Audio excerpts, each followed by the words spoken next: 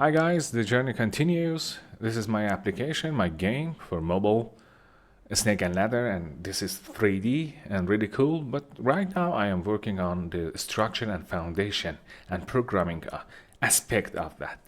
And users can play alone or it's a multiplayer. It is not online multiplayer, a local multiplayer.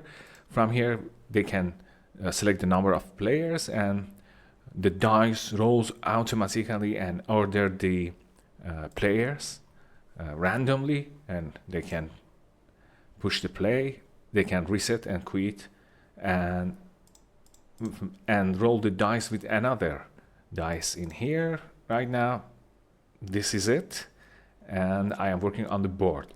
The problem I had was the standard board of the Snake and Ladder is 10 by 10, and the 10 by 10 couldn't fill the most of the screen of your mobile, and it was bad because it makes the slots, the boards, and everything so small. So I decided and I created another shape and form of the board. Is it? It is. It is it.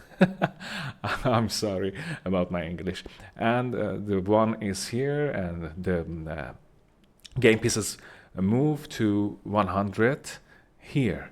And I don't want to be my board and ladder, snakes, they are all static without animation.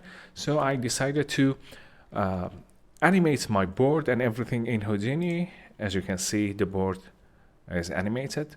The difficult part is to how can I make it look so I don't know, I can do it mathematically, or should I manual do it and cut the start and the end frame for this animation.